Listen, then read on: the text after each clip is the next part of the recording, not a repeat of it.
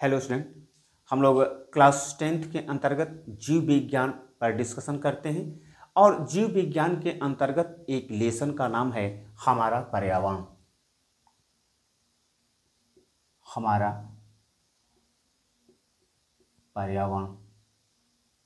अगर प्रीवियस वर्ष के पेपर को उठाकर देखेंगे तो आप पाएंगे कि प्रीवियस वर्ष के पेपर में इस लेसन से और स्पेशली परितंत्र से विभिन्न प्रकार के क्वेश्चन पूछे गए हैं। तो हम इसी बात को ध्यान में रख कर के जो प्रीवियस वर्ष के पेपर में प्रश्न पूछे गए हैं उसी बात को ध्यान में रख कर के आज का इस डिस्कशन को प्रारंभ करेंगे।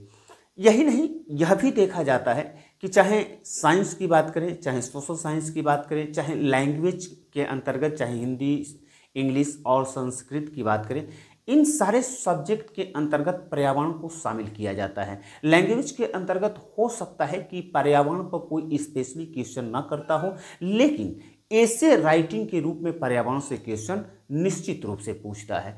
तो हम लोग, हमारा पर्यावरण लेसन का नाम है। हम लोग परितंत्र को समझने से पहले यह समझते हैं कि पर्यावरण क्या है। पर्यावरण क्या है? तो अगर हम पर्यावरण की बात करें तो पर्यावरण दो शब्दों से बना है, परिधन, आवरण। परि का अर्थ होता है चारों तरफ तथा आवरण का अर्थ होता है आच्छादन। इस तरह से साधारण अर्थों में हम बात करें तो पर्यावरण का अर्थ होता है हम चारों तरफ से जिससे आच्छादित हैं, जिससे हम चारों तरफ से घिरे हुए हैं, उसे हम लोग पर्यावरण के नाम से जानते हैं। लेकिन बात होता है कि केवल पर्यावरण से मतलब नहीं है, यहाँ पर्यावरण से अच्छे पर्यावरण तथा निम्न पर्यावरण से मतलब है। अच्छा पर्यावरण किसको कहते हैं? तो अच्छा पर्यावरण के अंतर्गत जो जीव हैं वो जीवों के लिए शुद्ध जल,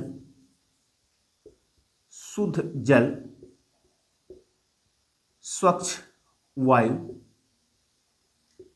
तथा शुद्ध मृदा होनी चाहिए। शुद्ध मृदा होनी चाहिए, तभी हम पर्यावरण को कहेंगे कि वह अच्छा पर्यावरण है। लेकिन वर्तमान समय की बात करें तो पर्यावरण में गिरावट आ रहा है, यानी कि पर्यावरण क्या हो रहा है? अशुद्ध हो रहा है।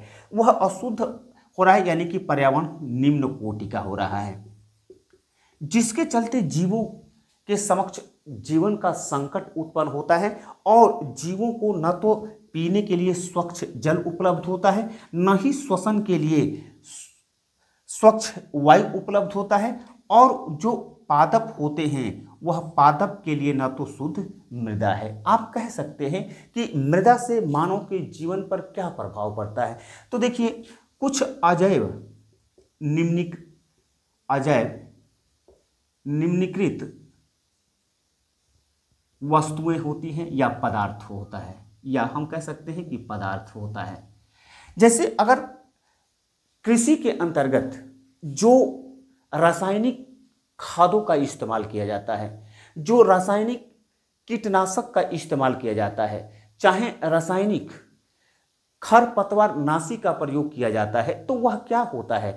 वह धीरे धीरे मृदा के अंतर्गत शामिल हो जाता है और मृदा से पौधे के अंतर्गत वह संचित होता रहता है, और वह संचित पदार्थ धीरे धीरे कहाँ पहुंच जाता है? जीवों के शरीर के अंतर्गत पहुंच जाता है। यह अजैव निम्नीकृत पदार्थ होता है और इसे ही हम लोग अजैव निम्नीकृत पदार्थ के नाम से जानते हैं। खैर, तो यह क्या होता है? यह धीरे धीरे जीवों के शरीर में पहुंच जाता है, और सबसे आश्चर्य की बात यह है कि जो अजैव निम्नीकरण है, वह अजैव निम्नीकृत जो पदार्थ होते हैं वह धोने से भी साफ नहीं होता है। तो इसलिए यहाँ पर हमें क्या जरूरत है? हमें शुद्ध मृदा की जरूरत है, यानी कि मृदा ऐसी होनी चाहिए जिसके अंतर्गत पोषक तत्व मौजूद हों, पोषक तत्व मौजूद हों, तथा उसमें जो हानिकारक पदार्थ हैं,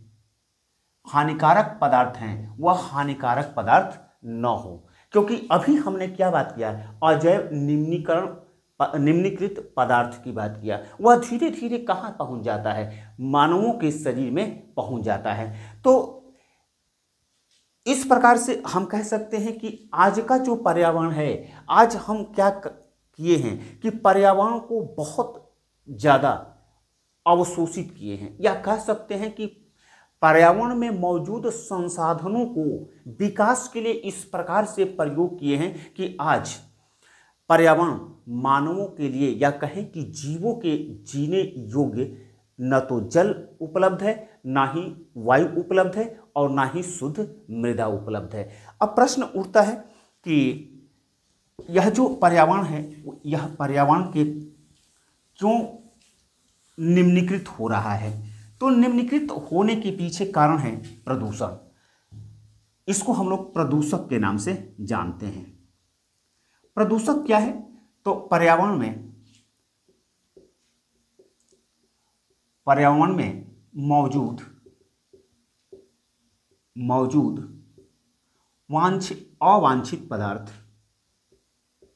अवांछित पदार्थ जो जीवों के लिए हानिकारक होता है तथा परितंत्र को असंतुलित करता है, उसे प्रदूषक कहा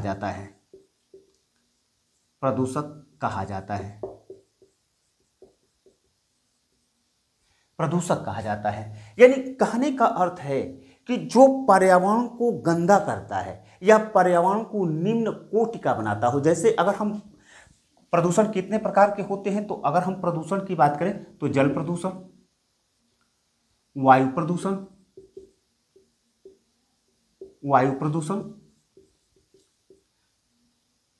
मृदा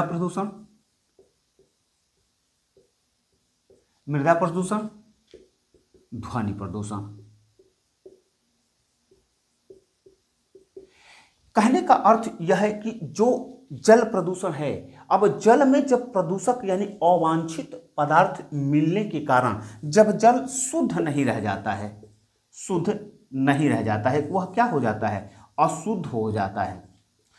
इस तरह से क्या उत्पन्न होता है? तो जल प्रदूषण की समस्याएं उत्पन्न होती हैं। अब प्रश्न उत्पन्न होता है कि यह जो प्रदूषक हैं, यह प्रदूषक पर्यावरण में कैसे पहुंच रहे हैं, यानी कि प्रदूषण के कारण क्या है। मैं शॉर्ट में समझाने की कोशिश कर रहा हूं कि प्रदूषण के कारण क्या हैं। तो प्रदूषण के कारण के अंतर्गत देखिए, अगर हम प्रदूषण के कारण की बात करें तो प्रदूषण के कारण के अंतर्गत बहुत सारे कारण हो सकते हैं, लेकिन मुख्य रूप से अगर हम बात करें तो औद्योगिकरण, शहरीकरण या नगरीकरण भी इसी को कहा जाता है, नगरीकरण। तीसरा हम कहें तो वनों की कटाई। चौथे की बात करें तो कृषि कार्यों में रसायन का प्रयोग। ये मुख्य रूप से जिम्मेदार तत्व हैं। यानी चाहे औद्योगिकरण की बात करें, शहरीकरण की बात करें, वनों की कटाई की बात करें, कृषि कार्यों में रसायन का प्रयोग की बात करें आदि, यह मुख्य कारण है जिसके कारण आज पर्यावरण क्या हो रहा है? आज पर्यावरण प्रदूषण हो रहा है, यानी कह सकते हैं कि पर्यावरण में प्रदूषित हो रहा है। अब पर्यावरण के कितने घटक होते हैं? तो पर्यावरण के मुख्यतः हम लोगों को यहाँ पर डिस्कशन हम लोग करेंगे परितंत्र के ऊपर, चूंकि हमको परितंत्र को पर पहुँचने के लिए हमको पर्यावरण को समझना आवश्यक था। तो पर्यावरण के कितने घटक होते हैं? पर्यावरण के घटक, तो पर्यावरण के दो घटक होते हैं, जैव व अजैव। यानी कि नंबर 1 जैव व दूसरा होता है अजैव। अजैव, यही दो घटक होते हैं। और यहां पर देखिए कि परितंत्र क्या होता है। परितंत्र क्या होता है, इसलिए मैं पहले पर्यावरण पर डिस्कशन करने की कोशिश किया। परितंत्र क्या होता है, तो हमारे पर्यावरण में मौजूद जैव तथा अजैव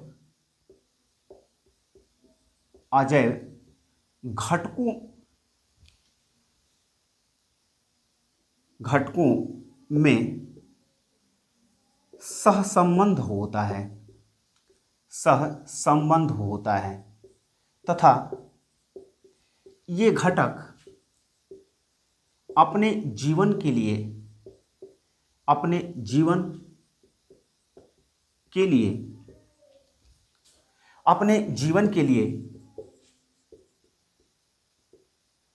एक दूसरे से संघर्ष करते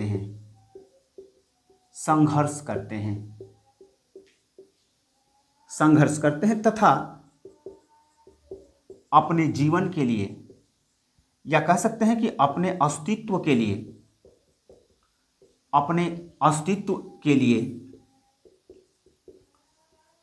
लिए एक दूसरे पर निर्भर होते हैं तथा एक तंत्र का निर्माण करते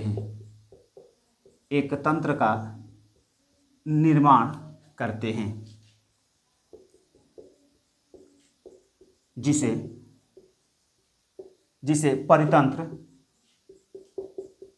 परितंत्र या पारिस्थितिकी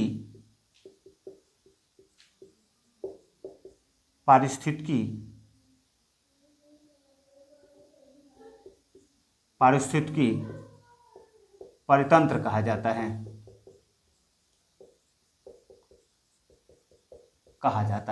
कहने का अर्थ यह है कि जो पर्यावरण में जैव और अजैव, यानी कि अभी ऊपर हमने क्या बताया कि पर्यावरण के कितने घटक होते हैं, तो पर्यावरण के दो घटक होते हैं, जैव और अजैव। तो पारिस्थितिकी क्या है, तो जो हमारे पर्यावरण में जैव तथा अजैव घटक हैं वह एक दूसरे से सहसंबंधित हैं तथा अपने जीवन के लिए, या कहें कि अपने अस्तित्व को बनाए रखने के लिए वे आपस में अंतर किया करते हैं या क्रिया करते हैं तथा तभी वह एक दूसरे के ऊपर निर्भर होते हैं। कहने का अर्थ है कि जो जैव हैं वह अजैव घटक पर क्या होते हैं, निर्भर होते हैं, यानी कि इनके बीच में एक संबंध होता है और उन्हीं संबंधों का एक तंत्र पाया जाता है। और इन संबंधों के अंतर्गत यदि किसी भी प्रकार के असंतुलन की परिस्थितियां उत्पन्न होती हैं तो जाहिर सी बात है कि उससे परितंत्र में बैलेंस खराब हो जाता है या असंतुलन की परिस्थितियां उत्पन्न होती है, जिसके कारण जीव प्रभावित होते हैं। तो इसीलिए इसको क्या कहा जाता है, परितंत्र कहा जाता है या पारिस्थितिकी तंत्र कहा जाता है। इसी को अंग्रेजी में हम लोग कहते हैं इकोसिस्टम, यानी इसको पारिस्थितिकी को ही हम लोग अंग्रेजी में इकोसिस्टम कहते हैं, यानी इकोसिस्टम कहते हैं। इकोसिस्टम यानी कि पर्यावरण के जैव तथा अजैव घटकों के संबंध को अध्ययन करने वाले विज्ञान को इकोलॉजी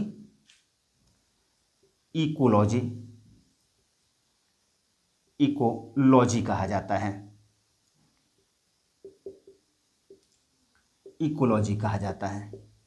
यह छोटे में परिभाषा है पारिस्थितिकी का, यानी कि पारिस्थितिकी का क्या है, तो पारिस्थितिकी वह विज्ञान है जिसके अंतर्गत पर्यावरण के जैव तथा अजैव घटकों के सहसंबंध तथा अंतर क्रिया का अध्ययन किया जाता है, और उस अध्ययन करने वाले विज्ञान को ही क्या कहा जाता है, इकोलॉजी कहा जाता है। इकोलॉजी शब्द दो शब्दों से मिलकर बना है, ओइकस तथा लोगोस। ओइकस का अर्थ होता है होम तथा लोगोस का अर्थ होता है स्टडी। इस तरह से अगर हम कहें तो इकोलॉजी का अर्थ क्या होता है, तो स्टडी ऑफ होम और हैबिटेट,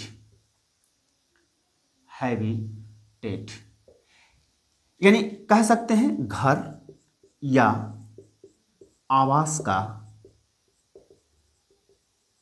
का अध्ययन। अब घर या आवास क्या है, तो जीवों का घर या आवास क्या है, तो पर्यावरण है, और इसी को अध्ययन करने वाले विज्ञान को पारिस्थितिकी के नाम से जाना जाता है। तथा यह जो तंत्र बनाता है, जो आपस में क्रिया करते हैं, यानी कहने का अर्थ है कि परितंत्र के अंतर्गत जैव अपने अजैव घटक से अपने अस्तित्व को बनाए रखने के लिए, अपने जीवन के संचालन के लिए संघर्ष करते हैं, और इसी संघर्ष के अध्ययन करने वाले विज्ञान को पारिस्थितिकी के नाम से जाना जाता है। अगर इसमें असंतुलन की परिस्थितियां उत्पन्न होगी, यानी कि पारिस्थितिकी में असंतुलन की परिस्थितियां उत्पन्न होगी, तो उससे क्या होगा, तो असंतुलन के कारण जीवों का जीवन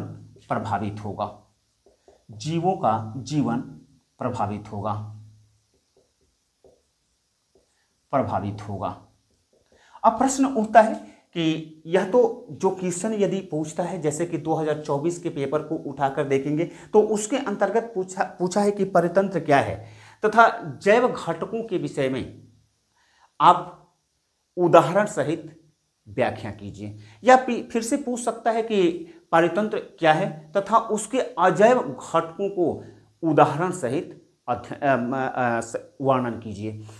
तो उसके लिए हम इस पर चर्चा कर रहे थे कि परितंत्र क्या है। अब प्रश्न उठता है कि जो परितंत्र के अंतर्गत घटक हैं जैव तथा अजैव, यानी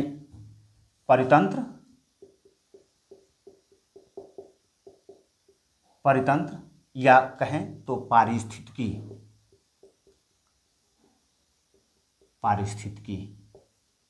इसी को कहा जाता है। इसके अभी हमने चर्चा किया कि इसके कितने घटक होते हैं, तो इसके दो घटक होते हैं, अजैव घटक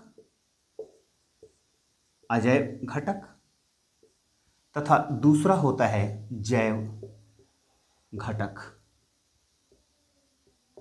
अजैव घटक के अंतर्गत क्या आते हैं, तो अजैव घटक के अंतर्गत सभी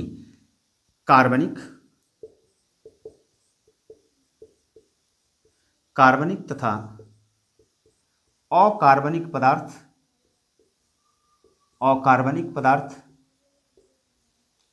पदार्थ जैसे ऑक्सीजन, कार्बन डाइऑक्साइड,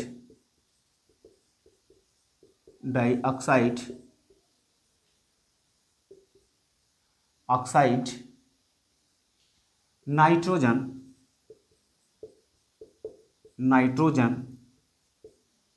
अम्ल, क्षार, यौगिक तथा पर्यावरणीय चीजें जैसे कि सूर्य का प्रकाश, जल, वायु आदि। ये सभी की सभी क्या हैं, यह पारिस्थितिकी के अंतर्गत अजैव घटक के अंतर्गत शामिल हैं। अगर जैव घटक की बात करें तो जैव घटक के अंतर्गत, यानी कि जैव घटक को भी 3 भागों में विभक्त किया गया है, उत्पादक,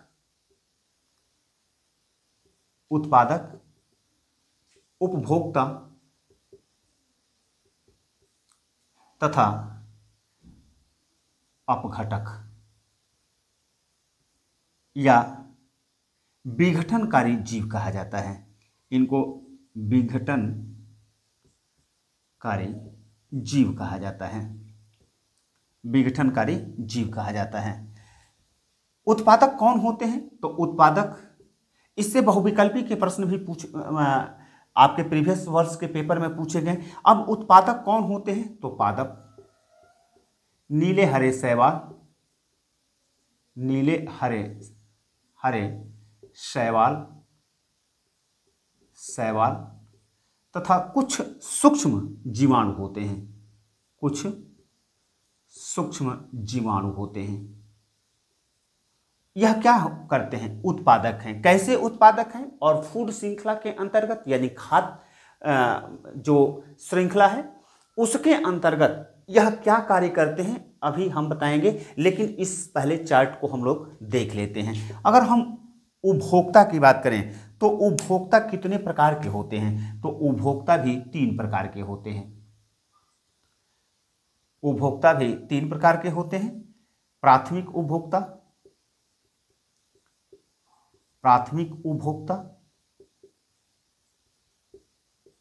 द्वितीयक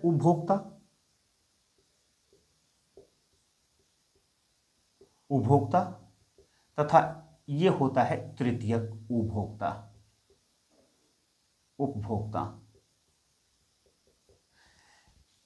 और अपघटक के अंतर्गत कौन शामिल होते हैं? तो अपघटक के अंतर्गत सूक्ष्म जीवाणु शामिल होते हैं,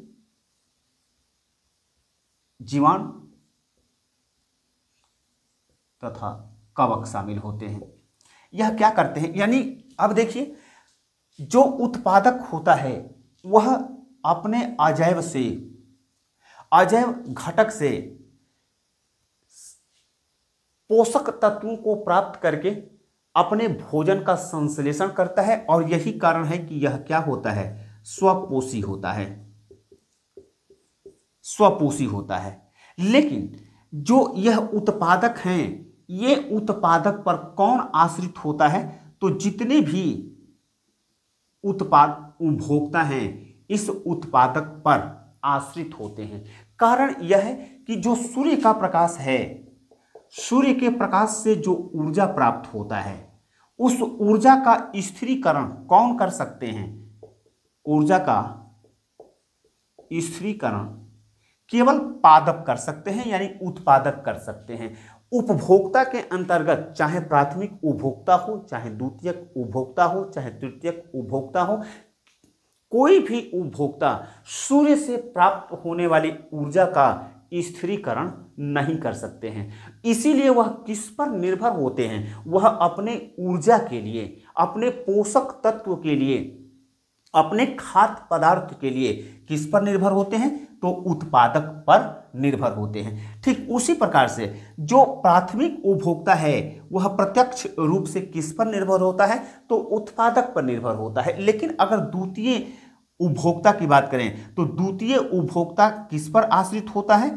तो द्वितीय उपभोक्ता प्राथमिक उपभोक्ता पर आश्रित होता है। उसी प्रकार से अगर हम तृतीय उपभोक्ता की बात करें तो तृतीय उपभोक्ता किस पर आश्रित होता है? तो द्वितीयक उपभोक्ता पर आश्रित होता है। जैसे अब एक परितंत्र का हम उदाहरण देखते हैं, जैसे वन के अंतर्गत जो परितंत्र बनता है, क्योंकि परितंत्र 2 प्रकार के होते हैं। परितंत्र 2 प्रकार के होते हैं, कौन कौन से? तो एक कृत्रिम परितंत्र होता है, कृत्रिम परितंत्र होता है। जैसे आप फुलवारी लगाते हैं, चाहे एक्वेरियम रखते हैं, तो वह कृत्रिम परितंत्र है। चाहे आप तालाब खोदते हैं, वह भी क्या है? वह कृत्रिम परितंत्र है। लेकिन जो प्रकृति के द्वारा बनाया गया परितंत्र है, जैसे उसे हम लोग प्राकृतिक परितंत्र कहते हैं, प्राकृतिक परितंत्र कहते हैं। तो जो वन है वह वन किस प्रकार के परितंत्र का उदाहरण है? प्राकृतिक परितंत्र का उदाहरण है। और वन के अंतर्गत यह जो परितंत्र बनता है, जैसे प्राथमिक उपभोक्ता, उत्पादक क्या हो गए? तो पेड़ पौधे यानी पादप के अंतर्गत जो प्राथमिक उपभोक्ता हैं वह प्राथमिक उपभोक्ता कौन हो सकता है? हिरण हो सकते हैं, खरगोश हो सकता है, चूहा हो सकते हैं। और द्वितीयक उपभोक्ता कौन होता है? तो द्वितीयक उपभोक्ता इसको खाने वाले जैसे सांप हो गए, सांप हो गए, चाहे गिरगिट हो गया, गिरगिट हो गया, चाहे छिपकली हो गई, छिपकली हो गई। लेकिन इनको भी खाने वाले जैसे तृतीयक उपभोक्ता होते हैं, जैसे बाज हो गया, उल्लू हो गया, या फिर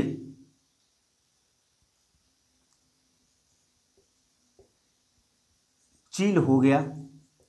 यह कौन होते हैं? तो वह तृतीयक उपभोक्ता है। तो वन के अंतर्गत जो परितंत्र का निर्माण होता है वह इसी प्रकार से परितंत्र का निर्माण होता है। जैसे पादप उत्पादक जो होते हैं वह उस पर कौन निर्भर होता है? तो उत्पादक पर। जैसे हिरण की बात किया जाए, चाहे खरगोश की बात किया जाए, चाहे चूहे की बात किया जाए, ये सारे के सारे उत्पादक पर आश्रित होते हैं। लेकिन इनको खाने वाले जो सांप हैं, चाहे गिरगिट है, चाहे छिपकली है, तो ये सारे के सारे प्राथमिक उपभोक्ता पर निर्भर होते हैं। लेकिन यह जो बाज है, उल्लू है, चील है, वह किस पर निर्भर हो जाते हैं? तो द्वितीयक उपभोक्ता पर निर्भर हो जाते हैं। और इसी को क्या कहा जाता है? आहार श्रृंखला कहा जाता है। आहार श्रृंखला कहा जाता है। आहार श्रृंखला का निर्माण कैसे होता है और आहार श्रृंखला क्या होता है उस पर हम लोग डिस्कशन करते हैं। यानी उत्पादक कौन होते हैं? तो उत्पादक वह है जो कि स्वपोषी होते हैं तथा अपने अजैव घटक से पोषक तत्वों को प्राप्त करके सूर्य के प्रकाश में प्रकाश संश्लेषण की क्रिया करते हैं। चूंकि उनके अंतर्गत क्लोरोफिल पाया जाता है तथा पर्यावरण से कार्बन डाइऑक्साइड को लेकर के वह अपने भोजन को स्वयं संश्लेषित करते हैं तथा अपने शरीर के अंतर्गत संचित करते हैं। वैसे जो होते हैं उसे उत्पादक कहा जाता है। और उत्पादक के अंतर्गत कौन कौन से शामिल हैं? तो उत्पादक के अंतर्गत पादप की बात करें, नीले हरे शैवाल की बात करें, कुछ सूक्ष्म जीवाणु की बात करें, जो कि क्या होते हैं? उत्पादक होते हैं। और उत्पादक के ऊपर निर्भर रहने वाले, प्रत्यक्ष और अप्रत्यक्ष रूप से निर्भर होने वाले जो जीव होते हैं उसे क्या कहा जाता है? उपभोक्ता कहा जाता है। उपभोक्ताओं को भी 3 श्रेणियों में विभक्त किया गया है। कौन कौन सी श्रेणी है? तो प्राथमिक उपभोक्ता, द्वितीयक उपभोक्ता तथा तृतीयक उपभोक्ता। प्राथमिक उपभोक्ता प्रत्यक्ष रूप से उत्पादक पर निर्भर होते हैं। जैसे हिरण की बात करें, खरगोश की बात करें, चूहा की बात करें, तो यह उत्पादक पर निर्भर होते हैं। लेकिन द्वितीय उपभोक्ता अपने पोषक तत्व तथा ऊर्जा के लिए किस पर आश्रित होते हैं? तो द्वितीयक उपभोक्ता पर आश्रित होते हैं। जैसे अगर उदाहरण की बात करें तो सांप की बात करें, गिरगिट की बात करें, छिपकली की बात करें, एटसेट्रा। अगर हम तृतीय उपभोक्ता की बात करें तो तृतीय उपभोक्ता द्वितीयक उपभोक्ता पर निर्भर होते हैं। इसके अंतर्गत कौन कौन से आते हैं? तो जैसे बाज की बात करें, चील की बात करें, उल्लू की बात करें, यह द्वितीयक उपभोक्ता पर आश्रित होते हैं। अब जरा सोचिए कि अगर इनमें से कोई भी घटक समाप्त हो जाए, अगर हम इसके अंतर्गत मृदा भी आती है, सॉरी लिखना भूल गए थे। अगर हम मृदा प्रदूषण हो जाए तो मृदा प्रदूषित होने के कारण जो अभी हमने बताया कि अजैव निम्नीकृत पदार्थ, अब अजैव निम्नीकृत पदार्थ यानी कि अगर मृदा में कोई प्रदूषक तत्व आकर के मिल जाता है तो वह क्या होता है? अजैव निम्नीकृत पदार्थ होता है। जैसे कि हम लोग क्या करते हैं? जैव निम्नीकृत पदार्थ होता है। जैसे आलू के छिलके हुए, चाहे सब्जियों की कटिंग हुए, या फिर कुछ अनाज होते हैं, वह क्या होते हैं? छोड़ देते हैं। तो उसी प्रकार से जो अजैव निम्नीकृत पदार्थ होता है, वह अजैव निम्नीकृत पदार्थ क्या होते हैं? मृदा से होते हुए वह उत्पादक में पहुंचता है और उत्पादक से होते हुए वह प्राथमिक उपभोक्ता में पहुंचता है, प्राथमिक उपभोक्ता से द्वितीयक उपभोक्ता में पहुंचता है तथा वह तृतीयक उपभोक्ता के अंतर्गत पहुंच जाता है। यद्यपि उपभोक्ता के अंतर्गत कुछ परजीवी होते हैं, कुछ परजीवी होते हैं जो किसी दूसरे जीव के शरीर पर के ऊपर निर्भर होते हैं। कुछ जीवाणु होते हैं, यानी कह सकते हैं कि बैक्टीरिया और वायरस होते हैं जो कि किसी जीव के ऊपर निर्भर होते हैं। उसी तरह से एक और होता है जिसको सर्वाहारी कहा जाता है। सर्वाहारी कहा जाता है। सर्वाहारी किस पर निर्भर होता है? तो सर्वाहारी दोनों चीजों पर निर्भर होता है, यानी कि उत्पादक पर भी निर्भर होता है, यानी कि शाकाहारी भी है, और वह क्या है, वह मांसाहारी भी होता है। वह मांस यानी कि द्वितीयक उपभोक्ता के अंतर्गत भी शामिल होता है, उसको हम लोग सर्वाहारी के नाम से जानते हैं। वैसे जो प्राथमिक उपभोक्ता होता है उसे हम लोग क्या कहते हैं? उसे हम लोग शाकाहारी कहते हैं, शाकाहारी कहते हैं। उसी प्रकार से जो द्वितीयक उपभोक्ता होता है उसको मांसाहारी कहते हैं, मांसाहारी कहते हैं। लेकिन जो तृतीयक उपभोक्ता होता है उसे हम लोग उच्च श्रेणी का मांसाहारी कहते हैं, मांसाहारी कहते हैं। यह उच्च श्रेणी के मांसाहारी क्योंकि वह किस पर निर्भर होते हैं? तो अपने पोषक तत्वों के लिए वह द्वितीयक उपभोक्ता यानी मांसाहारी पर ही आश्रित होते हैं। अब प्रश्न उठता है कि अब घटक क्या हैं? अब ये देखिए, जो पादप होते हैं यानी पादप यानी उत्पादक की बात करें, उत्पादक और उपभोक्ता जब मृत हो जाते हैं तो मृत होने के बाद उनके शरीर को डिकम्पोज कौन करता है? तो उनके शरीर को डिकम्पोज कुछ विघटनकारी जीव होते हैं, वही क्या करते हैं? उत्पादक हो चाहे उपभोक्ता हो, उनके शरीर को डिकम्पोज करने का काम करता है, यानी कि उसको अपघटित करने का काम करता है। वह कार्य क्या करता है? कार्बनिक पदार्थों को अकार्बनिक पदार्थों में परिवर्तित कर देता है। क्योंकि उत्पादक क्या करता है? उत्पादक अकार्बनिक पदार्थ को कार्बनिक पदार्थ में परिवर्तित करता है, और अपघटक जो होते हैं, अपघटक क्या कार्य करते हैं? तो वह कार्बनिक पदार्थ को अकार्बनिक पदार्थ में परिवर्तन करते हैं तथा उसमें को बचा हुआ जो पदार्थ है वह पुनः आकर के मृदा के अंतर्गत यानी अजैव संसाधन में शामिल हो जाता है। तो यह है परितंत्र और परितंत्र के घटक। अब हम लोग देखते हैं कि आहार श्रृंखला क्या है। इसके अंतर्गत परितंत्र पर क्वेश्चन पूछता है, आहार श्रृंखला पर क्वेश्चन पूछता है, तथा एक क्वेश्चन बनाता है कि ऊर्जा प्रवाह क्या है। तो हम लोग दोनों ही चीज को देखते हैं कि ऊर्जा प्रवाह या आहार श्रृंखला क्या होता है। ऊर्जा प्रवाह या आहार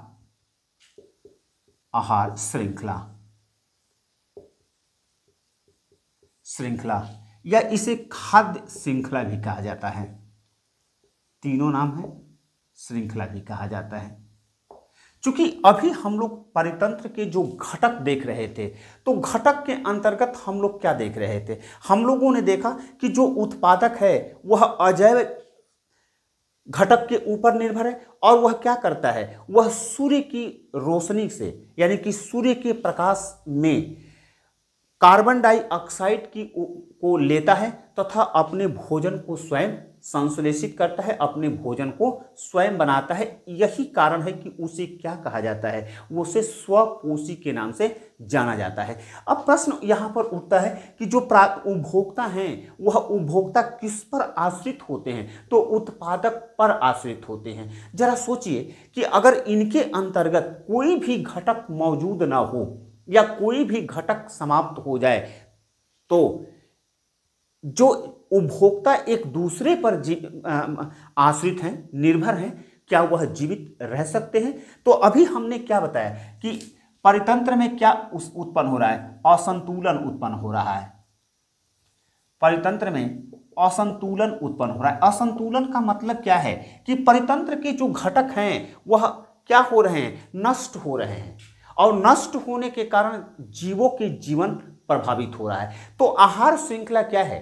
तो परितंत्र के अंतर्गत जो जीव हैं वह एक दूसरे से अपने पोषक तत्व तथा ऊर्जा के लिए निर्भर होते हैं, तथा यह क्या बनाते हैं? एक चैन का निर्माण करते हैं, एक श्रृंखला का निर्माण करते हैं। ध्यान रखिए कि यहां पर श्रृंखला है, ये चैन है, चक्र नहीं है, चक्र नहीं है। जैसे कि हम लोग 9th क्लास में पढ़ते हैं ऑक्सीजन चक्र, ऑक्सीजन चक्र, या नाइट्रोजन चक्र पढ़ते हैं, या फिर कार्बन डाइऑक्साइड चक्र पढ़ते हैं। तमाम तरह के जो चक्र होता है सर्कल होता है। चूंकि यह सर्कल नहीं है, हम बाद में बात करेंगे कि यह सर्कल क्यों नहीं है।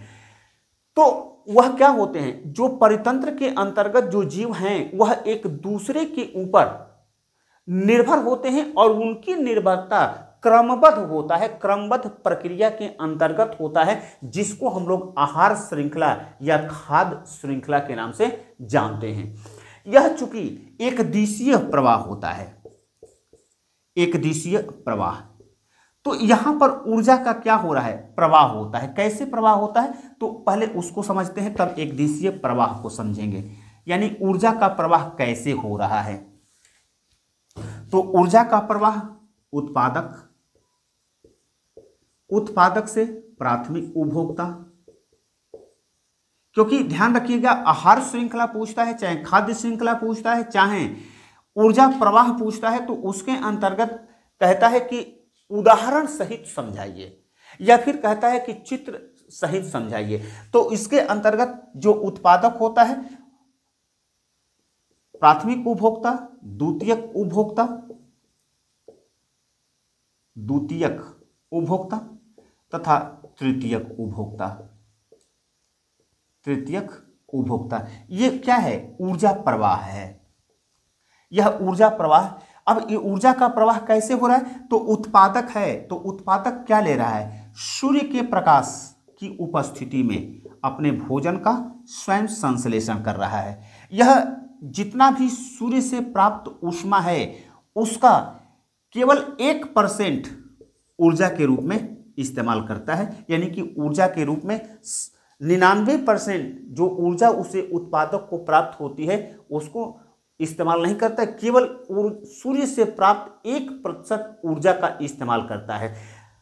अब जो यह क्या करता है, जो भोजन बनाता है वह भोजन को अपने शरीर के अंतर्गत संचित रखता है और वह संचित जो पदार्थ होते हैं, जो ऊर्जा होता है, वह प्राथमिक उपभोक्ता इस्तेमाल करता है।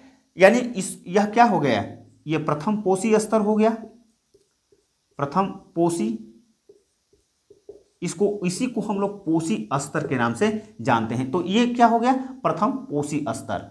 दूसरा यानी कि प्राथमिक उपभोक्ता, प्राथमिक उपभोक्ता द्वितीयक पोषी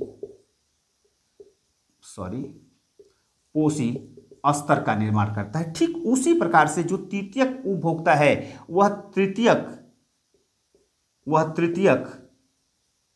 पोषी स्तर का निर्माण करता है और उसी तरह से जो तृतीयक होता है वह चतुर्थ पोषी स्तर का निर्माण करता है। तथा यह ऊर्जा का प्रवाह सदैव एक दिशीय होता है, एक ही दिशा में होता है, यानी एक दिशीय होता है। ऐसा नहीं हो सकता है कि जो उत्पादक है वह उत्पादक सूर्य से जो प्राप्त ऊष्मा है उसका 1% इस्तेमाल करके जो अपने लिए भोजन का निर्माण करता है और जो ऊर्जा है वह ऊर्जा प्राथमिक उपभोक्ता यानी द्वितीयक पोषक को देता है। ठीक उसी प्रकार से प्राथमिक जो द्वितीयक पोषी स्तर हैं यानी कि प्राथमिक उत्पादक वह द्वितीयक उत्पादक को देता है जो कि तृतीयक पोषी स्तर का निर्माण करता है। ठीक उसी प्रकार से जो तृतीयक उपभोक्ता है वह द्वितीयक उपभोक्ता से ऊर्जा प्राप्त करता है और यह चतुर्थ पोषी स्तर का निर्माण करता है। अब इसमें ऊर्जा का देखिए, अब उत्पादक क्या हुआ, जितना भी ऊर्जा वह बनाता है, जितने ही ऊर्जा का संश्लेषण करता है उसका 1% किसको देता है, प्राथमिक उत्पादक को देता है। क्योंकि वह क्या होता है, जो पादप होते हैं जो जनन करते हैं या फिर वृद्धि करते हैं, विकास करते हैं, उनमें फूल आता है, फल आता है, उसमें मैक्सिमम ऊर्जा क्या हो जाते हैं, खर्च हो जाते हैं। लेकिन यह कितना देता है, यह 1% ऊर्जा देता है। लेकिन प्राथमिक उपभोक्ता यानी कि द्वितीयक पोषी स्तर होता है वह 10% ऊर्जा अपने पास संचित रखता है। शेष ऊर्जा क्या होता है, जैसे प्राथमिक उपभोक्ता के अंतर्गत अभी हमने पढ़ा कि हिरण होता है, चाहे खरगोश की बात करें, चूहा की बात करें, गाय की बात करें, भैंस की बात करें, बकरी की बात करें, यह क्या है, यह सब के सब प्राथमिक उपभोक्ता हैं और द्वितीय पोषी स्तर के अंतर्गत आते हैं। यह जनन करते हैं, वृद्धि करते हैं, श्वसन करते हैं, गति करते हैं, तमाम तरह के उनके शरीर के अंतर्गत जैव क्रियाएं होती हैं और यही कारण है कि वह 90% ऊर्जा क्या कर देते हैं, खर्च कर देते हैं। केवल 10% ऊर्जा क्या करते हैं, वह संचित रखते हैं। इसे ही ऊर्जा का प्रवाह कहा जाता है। ध्यान रखिएगा, ठीक उसी प्रकार से यह 10% ऊर्जा किसको देते हैं, वह द्वितीयक उपभोक्ता जो तृतीयक पोषी स्तर का निर्माण करता है वह प्रयोग करता है। और यह क्या हो जाता है, यह भी अपने जनन करता है, यह भी वृद्धि करता है, यह भी विकास करता है, यह भी शोषण करता है और इस तरह से यह भी क्या होता है, 90% ऊर्जा का इस्तेमाल कर लेता है, लेकिन वह 10% ऊर्जा का क्या करता है, लगभग 10% ऊर्जा का संचय करता है। ठीक उसी प्रकार से तृतीयक जो उपभोक्ता होता है यानी कि चतुर्थ पोषी स्तर जो होता है वह भी क्या करता है, 90% ऊर्जा प्रयोग कर लेता है और 10% ऊर्जा को संचित रखता है। और इस तरह से ऊर्जा का एक दिशीय प्रवाह होता है। वह ऐसा नहीं हो सकता है कि जो सूर्य से प्राप्त उस ऊर्जा है, सूर्य से प्राप्त ऊर्जा है वह पुनः यहां से लौट करके पुनः सूर्य के प्रकाश के रूप में परिवर्तित नहीं हो सकता है। और यही कारण है कि यह एक दिशीय प्रवाह होता है और यही कारण है कि इसे हम लोग क्या कहते हैं, खाद्य श्रृंखला के नाम से जानते हैं, चक्र नहीं कहते हैं। तो यह है ऊर्जा का प्रवाह, ऊर्जा का प्रवाह। और इसके अंतर्गत अपघटक भी शामिल हैं, इसके अंतर्गत अपघटक भी शामिल हैं, क्योंकि जो सूक्ष्म जीवाणु है चाहे कवक हैं वह किस पर निर्भर हैं, चाहे उत्पादक मृत हो जाए, चाहे प्राथमिक उपभोक्ता मृत हो जाए, चाहे द्वितीयक उपभोक्ता मृत हो जाए, चाहे तृतीयक उपभोक्ता की मृत्यु हो जाए। यानी कहने का अर्थ है जो प्रथम पोषी है वह मर जाए, द्वितीय पोषी है वह मर जाए, चाहे तृतीय पोषी है वह मर जाए, चाहे चतुर्थ पोषी हैं उनकी मृत्यु हो जाती है, तो उनके शरीर में जो कार्बनिक पदार्थ होता है वह कार्बनिक पदार्थ को अकार्बनिक पदार्थ में परिवर्तित कौन करते हैं, अपघटक करते हैं। और उसी अकार्बनिक पदार्थ पर ये क्या होते हैं, अपघटक निर्भर होते हैं। और अभी हमने बात किया कि अपघटक के अंतर्गत शामिल कौन होता है, तो कुछ सूक्ष्म जीवाणु होते हैं तथा कवक होते हैं जो कि अपघटक के अंतर्गत शामिल होते हैं। तो ये है ऊर्जा का प्रवाह। इसके अंतर्गत हम लोग एक देखते हैं कि खाद्य श्रृंखला क्या होता है। खाद्य श्रृंखला क्या होता है, तो खाद्य श्रृंखला का यदि हम लोग अभी डिफाइन किए थे, और खाद्य श्रृंखला की अगर चित्र की बात करें तो खाद्य श्रृंखला के अंतर्गत जैसे वन के अंतर्गत क्या आता है, तो वन के अंतर्गत घास को कौन खाएगा, हिरण, और हिरण को कौन खाएगा, तो शेर। उसी तरह से अगर हम बात करें तो यह अगर जो बगीचा होता है या कहें कि फुलवाड़ी होता है तो उसके अंतर्गत जो घास होता है उसको कौन खाएगा, टीडा खाएंगे, टीडा खाएंगे, चाहे फिर कह सकते हैं तितलियां खाएंगी, तितली खाएंगी। तमाम तरह के छोटे छोटे जो कीड़े होते हैं वह क्या करते हैं, वह घास के ऊपर निर्भर। तो इनको खाने वाला कौन है, तो टीडा को हो या चाहे तितली हुई, इसको खाने वाले कौन होते हैं, तो मेढक होता है। और मेढक को खाने वाले कौन होते हैं, सर्प होते हैं, सर्प। और सर्प को खाने वाले कौन होता है, बाज होता है। तो यह बगीचे के अंतर्गत जो परितंत्र का निर्माण होता है, इस प्रकार का ये आहार श्रृंखला होता है। वन के अंतर्गत जो परितंत्र होता है उसके अंतर्गत इस प्रकार के आहार श्रृंखला बनती है। ठीक उसी प्रकार से अगर तालाब की बात किया जाए तो तालाब के अंतर्गत जो परितंत्र का निर्माण होता है उसके अंतर्गत जो जलीय पौधे होते हैं, चाहे कुछ शैवाल होते हैं, उनके ऊपर कुछ पिशुच होते हैं जो कि जीवित होते हैं। जल के अंतर्गत जो सूक्ष्म जीव पाए जाते हैं वह जीवित घास को खा करके जीवित होते हैं। इस सूक्ष्म जीव को कौन खाता है, तो छोटी मछली खाती है, छोटी मछली खाती है। और इस छोटी मछली को कौन खाता है? बड़ी मछली खाती हैं, बड़ी मछली खाती हैं। और इस बड़ी मछली को कौन खा जाता है? तो बगुला खा जाता है, बगुला खा जाता है, चाहे सारस खा जाते हैं, सारस खा जाते हैं। और इस प्रकार से तालाब के अंतर्गत क्या बनता है? इस प्रकार के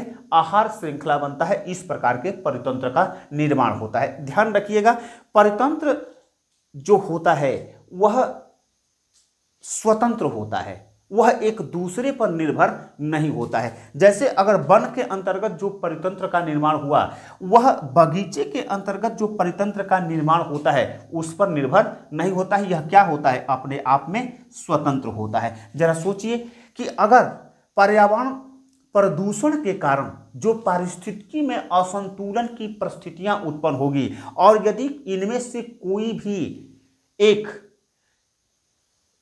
जीव समाप्त हो जाए, जैसे वन को काटने के कारण वन की संख्या कम हो रहा है, वन की संख्या कम होने के कारण हिरण की संख्या क्या होती जा रही है? सिमटती जा रही है, कम होता जा रहा है। और उस हिरण के ऊपर आश्रित रहने वाला जो शेर हैं उनकी संख्या स्वतः ही क्या हो जाएगी? घट जाएगी, क्योंकि न तो जंगल जो उसका घर है, न जंगल उपलब्ध, घर उपलब्ध है और ना ही हिरण उपलब्ध है। तो ऐसी अवस्था में इसका भोजन भी उपलब्ध नहीं है। तो यह क्या हो जाएगा? यह परितंत्र में असंतुलन के कारण यह जीव नष्ट हो जाएंगे। तो यह खाद्य श्रृंखला हुआ। और खाद्य श्रृंखला के अंतर्गत यह क्या हो गया? खाद्य श्रृंखला का चार्ट हो गया, यानी कि वन के अंतर्गत किस प्रकार के परितंत्र का निर्माण होता है, बगीचा के अंतर्गत किस प्रकार के परितंत्र का निर्माण होता है। ठीक उसी प्रकार से अगर हम तालाब की बात करें तो तालाब के अंतर्गत किस प्रकार के परितंत्र का निर्माण होता है। और इसे ही हम लोग क्या कहते हैं? आहार श्रृंखला के नाम से जानते हैं, आहार श्रृंखला के नाम से जानते हैं। और इसको हम लोग अभी जो पढ़ रहे थे उसको ऊर्जा प्रवाह के नाम से जानते हैं, ऊर्जा प्रवाह के नाम से जानते हैं। ऊर्जा प्रवाह के अंतर्गत उत्पादक, उत्पादक से किस में जाएगा? प्राथमिक उपभोक्ता में, प्राथमिक उपभोक्ता से द्वितीयक उपभोक्ता में, द्वितीयक उपभोक्ता से तृतीयक उपभोक्ता में। और इसी को हम लोग क्या कहते हैं? प्रथम पोषी कहते हैं, इसको द्वितीय पोषी कहते हैं, इसको तृतीय पोषी कहते हैं और इसको चतुर्थ पोषी कहते हैं। अगर ऊर्जा की बात करें तो यह जितनी भी ऊर्जा प्राप्त करता है उसका 1% संचित करके रखता है और वह किसको देता है? प्राथमिक उपभोक्ता को देता है। प्राथमिक उपभोक्ता 90% जितनी भी ऊर्जा होती है वह 90% इस्तेमाल करता है और 10% ऊर्जा संचित करके रखता है। ठीक जो तृतीय उपभोक्ता होता है वह भी 90% ऊर्जा, लगभग 90% ऊर्जा खर्च कर लेता है, लेकिन 10% ऊर्जा क्या करता है? वह बचा के रखता है। तो यह है आहार श्रृंखला और यह है आपका ऊर्जा प्रवाह। इसके अंतर्गत 2024 के अंतर्गत एक और क्वेश्चन पूछा हुआ है कि उत्पादक तथा उपभोक्ता में अंतर बताइए। एक और क्वेश्चन पूछा है कि उत्पादक तथा उपभोक्ता में अंतर बताइए, अंतर बताइए। तो हम लोग इसी को देख लेते हैं। कुछ चीजें अभी हम लोगों ने परितंत्र के जो घटक देख रहे थे, या चाहे हम लोग खाद्य श्रृंखला देख रहे थे, चाहे हम लोग ऊर्जा का प्रवाह देख रहे थे, तो उसके अंतर्गत जो उत्पादक थे और उपभोक्ता थे इनमें क्या अंतर होता है। और जो क्वेश्चन 2024 में पूछा है, 2024 में जो क्वेश्चन पूछा है इस तरह से पूछा है कि उत्पादक तथा उपभोक्ता में 4 अंतर बताइए, 4 अंतर बताइए। तो नंबर 1 की बात करें तो नंबर 1, उत्पादक जो होता है वह क्या होता है? स्वपोषी होता है, यानी उत्पादक स्वपोषी है, स्वपोषी होता है। जबकि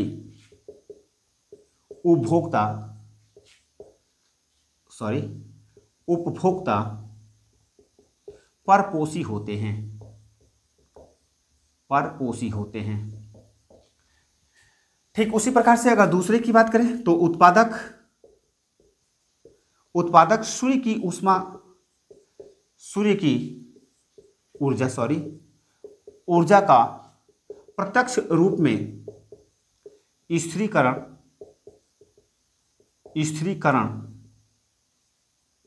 करते हैं जबकि उपभोक्ता सूर्य से प्राप्त ऊर्जा का स्थिरीकरण नहीं करते हैं। अगर हम तीसरे अंतर की बात करें तो तीसरा अंतर यह है कि उत्पादक अपने अजैव घटक पर निर्भर होता है जबकि उपभोक्ता उत्पादक पर निर्भर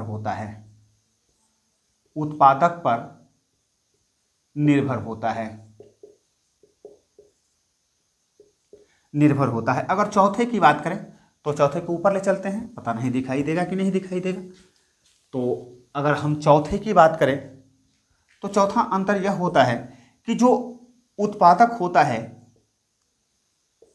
उत्पादक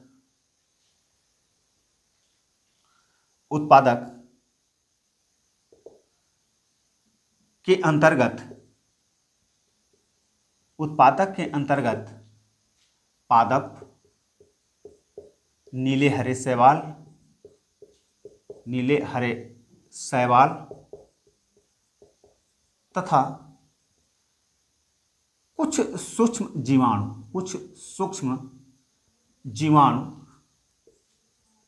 जीवाणु शामिल हैं जबकि समस्त जीव क्या हैं? उपभोक्ता हैं।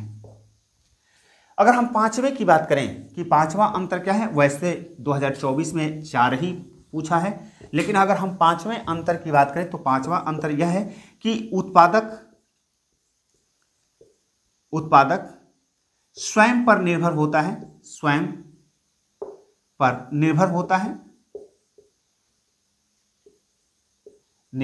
है तथा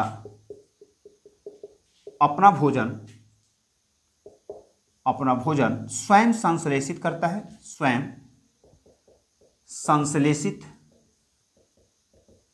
संश्लेषित करता है, जबकि उपभोक्ता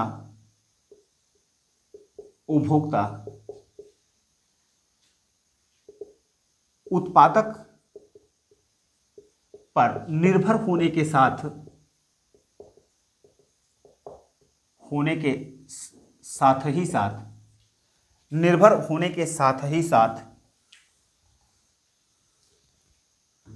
उपभोक्ता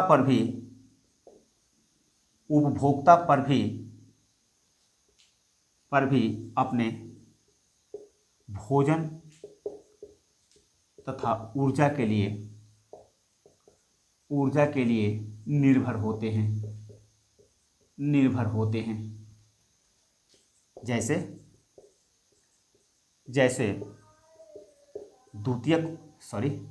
द्वितीयक उपभोक्ता जो प्राथमिक उपभोक्ता पर निर्भर था, द्वितीयक उपभोक्ता